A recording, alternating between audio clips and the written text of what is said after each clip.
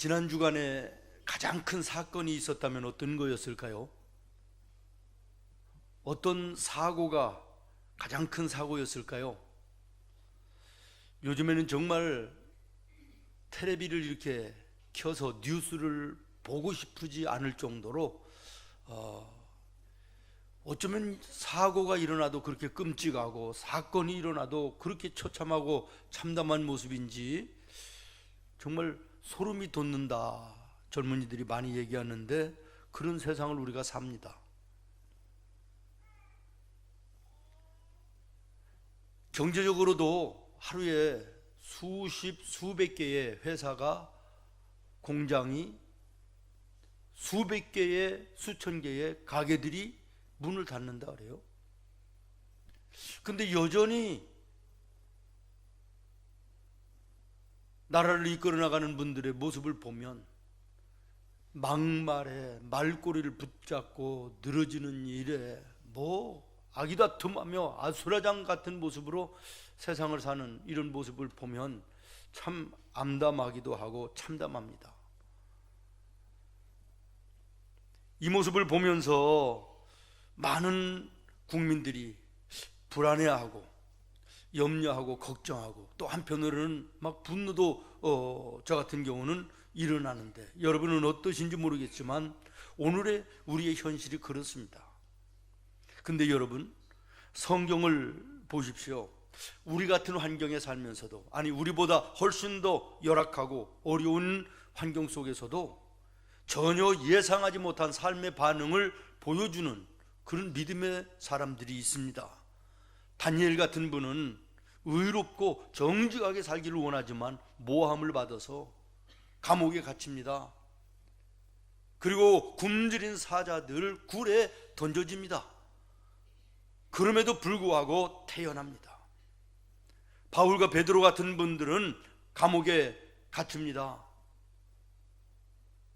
잘못을 해서 죄를 져서 감옥에 가는 것은 당연하지만 그들에게 무슨 죄가 있습니까? 우리가 알다시피 예수 믿으면 구원받고 하나님 나라 자녀가 됩니다 라고 하는 이 복음 전한 것밖에는 없지 않아요? 그런데 감옥에 던져지는 거예요.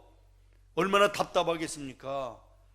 자기들을 던져 넣은 그 사람들이 얼마나 원망스럽고 저주스럽겠습니까? 그러나 그들은 전혀 그런 모습이 없이 그 속에서 찬송하고 기도하고 하나님의 영광을 봅니다. 다윗과 엘리야는 피난하는 동굴 속에서도 미래의 꿈을 꾸고 내일에 대한 소망을 가지고 준비하는 모습을 보여줍니다. 스데반 집사님은 돌멩이가 날라오는 그 죽어가면서도 얼굴에 평안이, 얼굴에 해같이 빛나는 그 아름다운 모습이 성경에 기록되어져 있지 않습니까? 욥이라든지 요셉 같은 분들 너무나도 많이 얘기하기 때문에 그분들은 그만두고라도 사랑하는 여러분, 무엇이 이들을 이렇게 만들었을까요? 인간적으로 생각해 보십시오. 사자굴에 던져진다, 얼마나 두려운 일입니까? 감옥 속에 던져진다, 답답하고 절망하고 분노할 일 아닙니까? 돌멩이에 맞아서 지금 죽어가고 있다, 얼마나 큰 고통이며 아픔이었겠어요. 그럼에도 불구하고 이러한 환경을 이길 수 있으며, 아니 오히려 축복의 기회요 발판으로 삼을 수 있는 힘이 어떤 힘이었을까라는 거예요. 세상의 물리적인 힘이 아닙니다. 인간적인 힘이 아닙니다. 그 힘은 하나님이 주신 성령의 힘입니다. 성령의 권능인 것입니다. 성령이 그들에게 임했을 때 나타나던 놀라운 능력이었다라는 것입니다. 염려와 근심, 걱정, 불안, 두려움, 초조함, 미움, 분노, 실패, 좌절, 한숨, 이것이 오늘 우리의 삶을 가득하게 둘러싸고 있는 단어들입니다. 이 모든 것들을 이길 수 있는 힘이 어디 있습니까? 내 힘으로 안 됩니다. 의지로 안 되는 것이죠. 세상의 지식으로 안 됩니다. 세상의 돈으로도 안 되는 것입니다. 이 모든 것을 이길 수 있는 힘은 성령의 힘입니다. 성령의 능력밖에는 없는 것입니다. 저는 우리 예수 믿는 성도들이 날마다 성령으로 충만해서 1년에 지금 여러분들에게 말씀드린 모든 부정적인 나를 애워싸고 있는 모든 것들을 단박에 박살내는, 그리고 거기에 소망이, 거기에 하나님의 함께 하심을 나타나 세상에 보여주는 우리 믿음의 성도들이 됐으면 좋겠습니다. 고양이 앞에 쥐라는 말 있지 않아요? 근데 사실은 쥐가요, 고양이보다 훨씬 더 IQ도 높고요, 그러니까 똑똑하겠죠. 모든 면에서 떨어질 게 없대요. 그런데 왠지 과학적으로는 설명할 수 없는 고양이의 눈에서 나오는 빛이 있다는 거예요. 그래서 요리조리 도망 다닐 때는 몰라도 쥐와 고양이의 눈이 정면으로 딱 부딪히면요, 거기에 고양이의 눈에서 나가는 설명할 수 없는 빛이 있어가지고 꼼짝달싹 못하고 얼음 먼 것처럼 잡혀먹는다는 거예요. 염려, 근심, 불안, 두려움, 초조, 한숨, 절망, 이 모든 것들이 쥐 같다고 그러면 오늘 우리 예수 믿는 성도들이 고양이 같으면 좋겠다, 그런 얘기예요. 여러분의 마음속에 임한 성령을 통하여 여러분의 눈에서 나가는 그 빛이 세상의 부정적인 모든 것들을 전부 다 얼어붙게 하고 잡아먹어버리는, 그래서 우리 성도들이 있는 곳에는 찬송이 있고 감사가 있고 은혜가 넘치는 이런 모습이 됐으면 얼마나 좋겠나. 오늘은 성령 강림주일입니다. 성령님은 태초부터 함께 계셨지만 공적으로 세상에 임하신 것은 예수님이 부활하신 이후 50일 이후였음을 성경이 말합니다. 사도행전 1장 4절에 예수님이 승천하시기 전에 제자들에게 그리고 성도들에게 이렇게 말씀하셨습니다. 너희는 예루살렘을 떠나지 말고 내가 너희에게 말했던 나의 아버지 하나님께서 성령을 보내주신다고 하는 그 약속을 믿고 기다리라, 이렇게 말씀하셨어요. 기다렸습니다. 그리고 오순절날이 왔습니다. 그날의 모습을 오늘 읽은 본문 2장 1절로 4절이 아주 적나라하게 우리에게 말씀하십니다. 오순절날이 이름에 그들이 다 같이 한 곳에 모였더니 호련히 하늘로부터 급하고 강한 바람 같은 소리가 있어 그들이 앉은 온 집에 가득하며 마치 불의 혀처럼 갈라지는 것들이 그들에게 보여 각 사람 위에 하나씩 임하여 있더니 그들이 다 성령의 충만함을 받고, 아멘. 성령이 바람같이 임했다는 것입니다. 불의 혀같이 임했다는 것입니다. 바람같이 임했다 묘사하는 것이죠. 불의 혀같이 임했다. 불의 혀를 본 적이 있습니까? 못 보셨으면 이걸 보면 됩니다. 불의 혀가 이렇게 생겼습니다. 지금 성령이 불타오르는 모습을 여러분 보지 않습니까? 오늘 예배에 올라오면서 야, 오늘 꽃꽂이는 특이하다, 이 정도였다면 여러분의 마음속에 성령이 계신가 의심해 봐야 돼요. 우리 권사님이 얼마나 성령 강림주의를 위해서 기도하며 만드는 꽃꽂이입니까? 성령이 불같이 임했다는 거예요.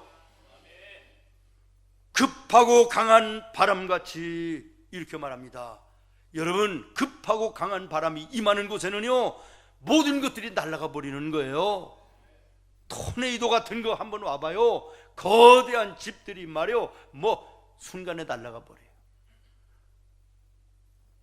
바람 같은 성령이 여러분의 마음속에 들어가면요 의심이 순간에 날아가 버리는 거예요. 여러분의 가정에 급하고 강한 바람 같은 성령이 임하면 여러분의 가정의 근심과 걱정 모든 것들이 송두리째 날아가 버리는 거예요. 불같이 성령이 임하면 불은 무엇입니까? 태우는 거예요. 여러분의 마음속에 성령이 불같이 임하면 죄가 바싹 태워지는 거예요. 여러분의 육신의 질병, 병균이 바싹 태워지는 역사가 여기 있는 줄로 믿습니다.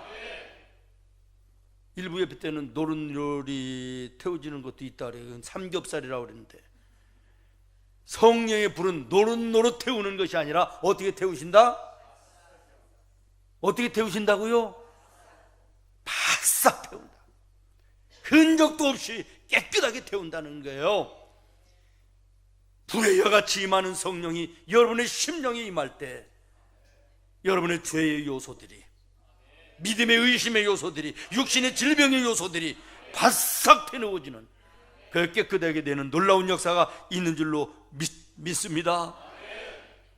저는 모쪼록 이 성령 강림 주일 예배하는 우리 모두에게, 또 여러분의 가정에, 우리 교회에 오순절날 마가의 다락방이 되어지기를 기도합니다. 여러분의 마음이, 여러분의 가정이, 우리 교회가 뭐가 됐으면 좋겠다고요? 오순절 마가의 다락방. 할렐루야. 여러분, 오늘 말씀을 보십시오. 마가 오순절 다락방에는 응답이 있었다는 거예요. 뭐가 있었다고요? 응답이 있었다. 여러분, 사도행전 1장 4절 말씀을 다시 보십시오. 예루살렘을 떠나지 말고 내게서 들은 바 아버지께서 약속하신 것을 기다리라. 예수님이 제자들과 성도들에게 그렇게 말씀하셨습니다. 그랬더니 어떻게 했습니까? 14절입니다. 여자들과 예수의 어머니 마리아와 예수의 아우들과 더불어 마음을 같이하여 오로지 기도에 힘쓰더라. 모인 무리의 수가 약 120명이나 되더라. 예수님의 가족을 중심으로 해서 예수 믿는 모든 성도들이 함께 모여서 예수님이 말씀하신 약속을 붙들고 하나님께 기도했다라는 것이에요. 그랬더니 어떤 현상이 나타났습니까? 2장 1절로 4절입니다.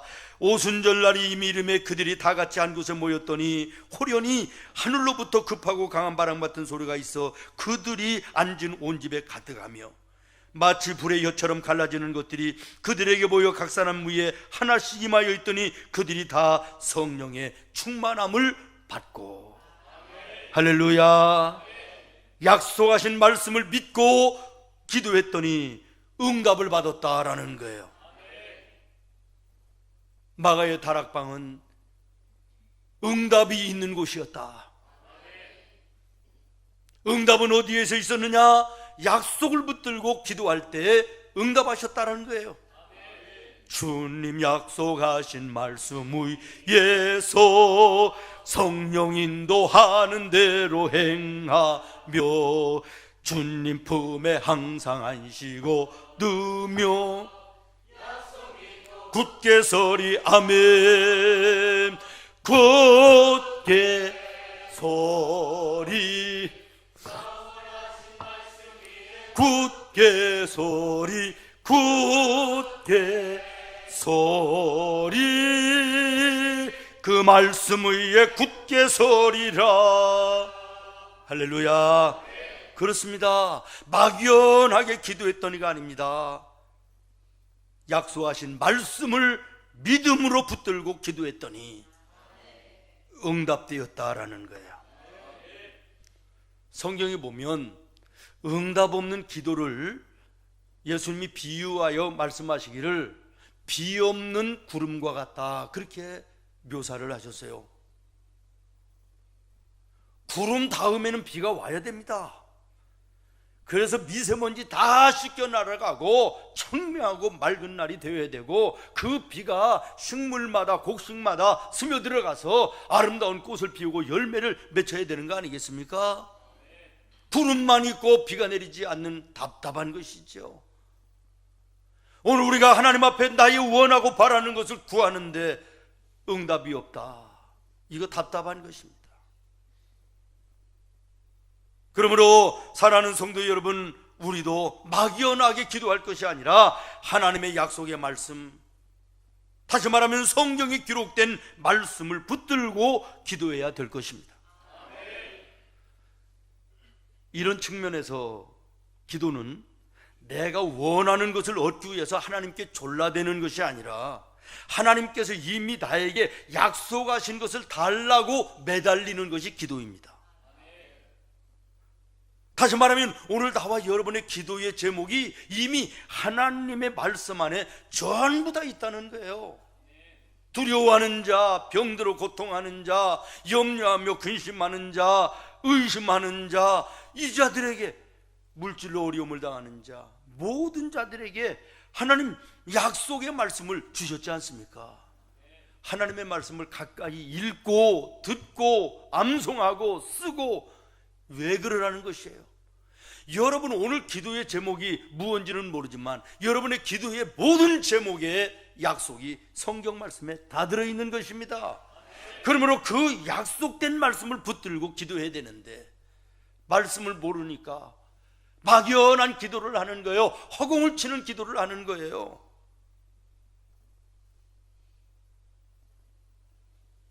마가의 다락방은 응답이 있는 곳이었습니다. 여러분의 마음, 여러분의 가정, 우리의 생명의 교회가 응답이 있는 은혜로운 곳이 되기를, 영적인 마가의 다락방이 되기를 예수님의 이름으로 축원합니다. 그 다음에 두 번째, 오순절 마가의 다락방은 소통이 있는 곳이었습니다. 여러분 4절 말씀을 우리 한번 다시 보겠습니다. 시작. 그들이 다 성령의 충만함을 받고 성령의 말하게 하심을 따라 다른 언어들로. 아멘. 성령이 임재했던 이 오순절 마가의 다락방은요, 한두 사람이 모여있던 곳이 아니었다는 거예요. 120여 명의 성도들이 모여 있었다는 거 아닙니까? 우리 집에 가장 높은 곳, 조그만 다락방, 그러니까 우리는 개념을 다락방 그러면 아주 조그마하고 얕고 이런 걸로 생각하는데, 이 지역의 다락방의 개념은 우리가 오해하고 있다는 거예요. 식구들이 다 함께 모일 수 있는 공간, 우리로 얘기하면 거실 같은 곳이죠. 친지들을 모아서 파티를 할 수 있는 곳, 동네 사람들이 모여올 수 있는 곳, 다시 말하면 여기에 다락방들은 컸다는 거예요. 넓었다는 것이에요. 오늘 이 말씀에도 여기 마가 다락방이 120명의 성도가 있었다 그러니까 얼마나 넓었겠어요? 그리고 8절 이하에 보면요, 기록된 나라들만 해도 15개 나라 정도가 되는 거예요. 사마리아 사람, 유대 사람만이 아니라 여기저기 이 나라 저 나라에서 온 120명이 모여 있었다 그래요. 그러니 언어가 됐겠냐 말이죠. 언어 안 되면 참 답답해요. 이번에 미국을 가는데 요즘에는 미국의 입국 심사가 굉장히 까다로워져 가지고 이걸 옛날에는 두세 마디 물어보고 그냥 끝났는데요, 지금은 굉장하더라고요. 알아들을 수가 있나? 얼마나 답답한지. 재밌는 얘기 하나 해줄까요? 우리 동기 목사가요, 필리핀에 축구 선교를 가는데 국내 교회들마다 이제 추리닝, 신발, 스파이크, 양말 이런 것들을 막 가득가득 모았대요. 쓰던 거라도 괜찮다. 여행 가방 큰 거 3개를 해가지고 필리핀에 딱 가서 나가려고 그러는데 그 세관원이 맞고 택시를 불러주겠다 그러더래요. 뭐라고 하는데 들리는 게 택시야. 이 사람 참 친절하다. 짐이 많으니까 택시를 빌려주려고 불러주는구나. 아니 그래서 노 택시 그랬대. 그랬더니 자꾸 택시 그러더래. 노 택시 그랬더니 한참 오고 나서 성질을 내더니 나가라고 그러더래요. 그래서 참 기분 좋게 나왔는데 나중에 알고 보니까 짐이 많으니까 텍스 세금 내라고.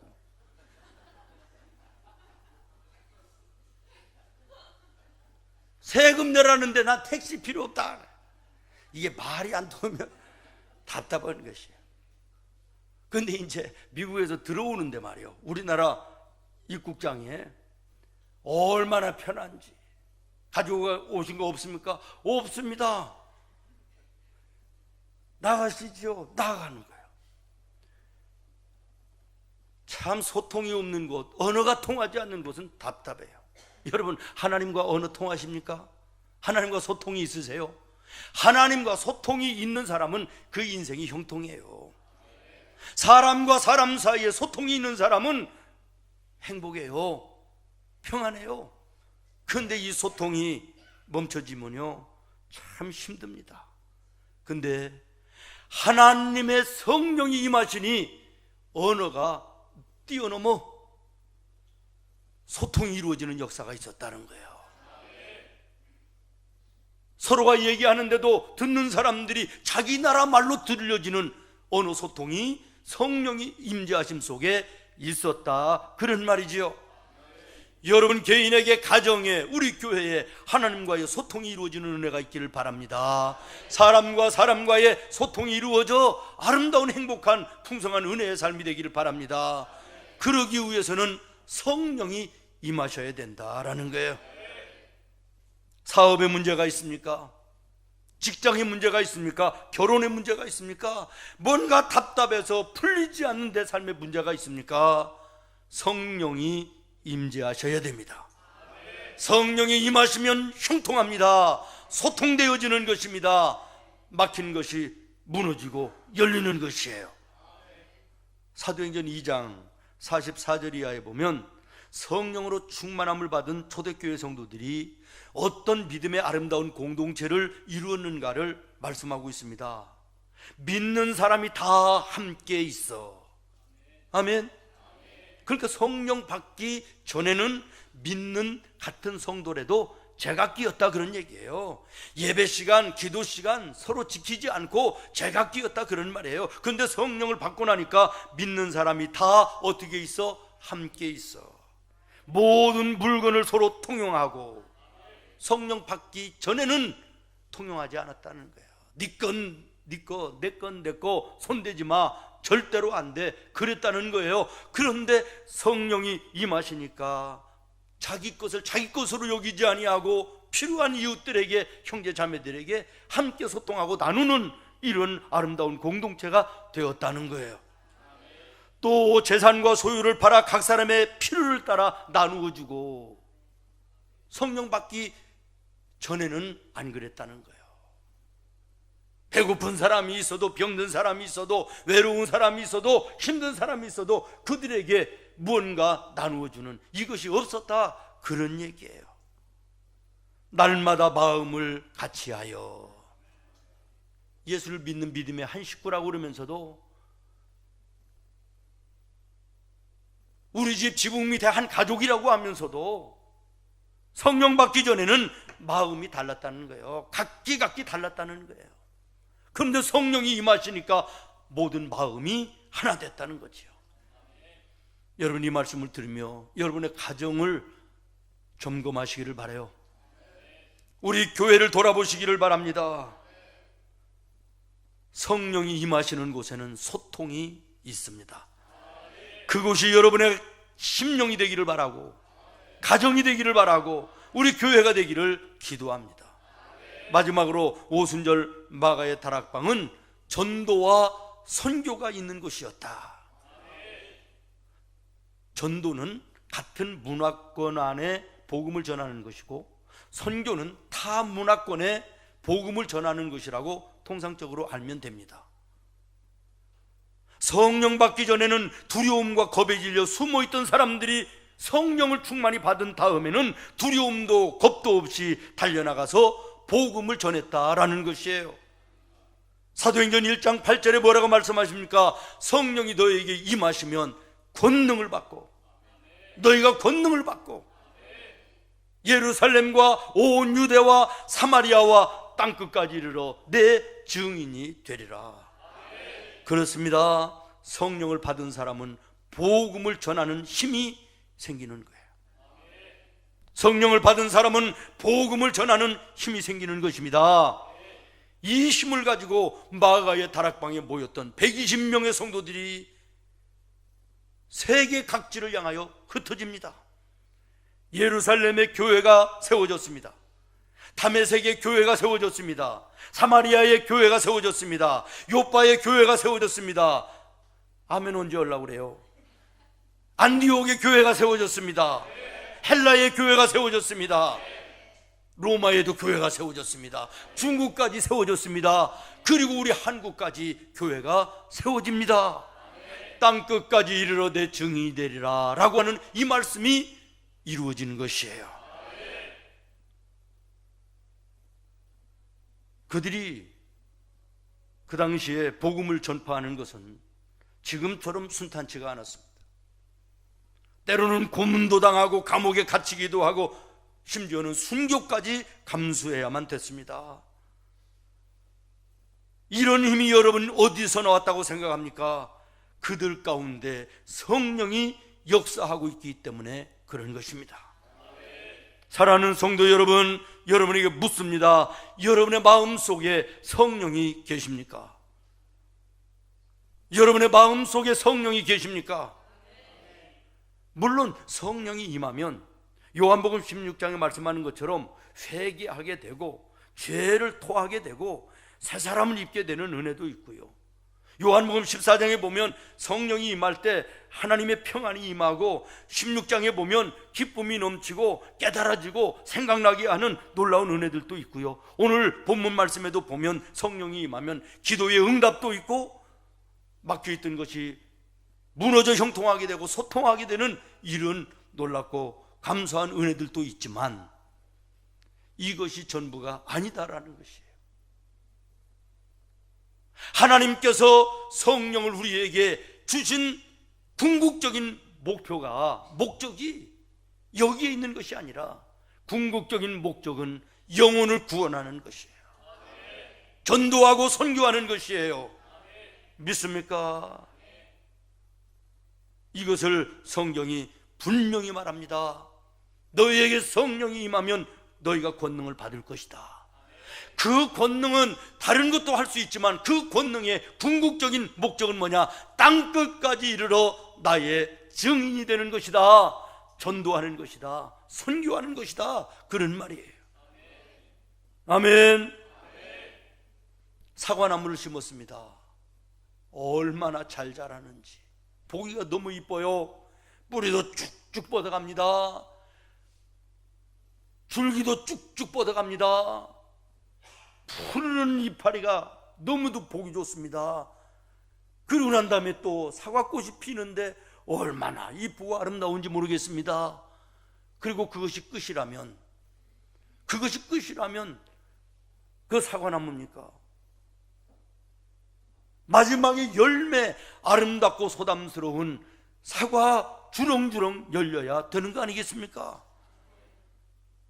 하나님의 성령이 우리의 삶 속에 함께할 때 아름다운 것들이 한두 가지가 아니고 은혜와 축복이 한두 가지가 아니지만 마지막에 성령의 열매, 성령을 하나님이 주신 궁극적인 목적, 영혼 구원, 전도와 선교가 없으면 소용이 없다, 그런 얘기예요. 저는 이런 측면에서 하나님 앞에 얼마나 회개했는지 모릅니다. 여러분, 다시 묻습니다.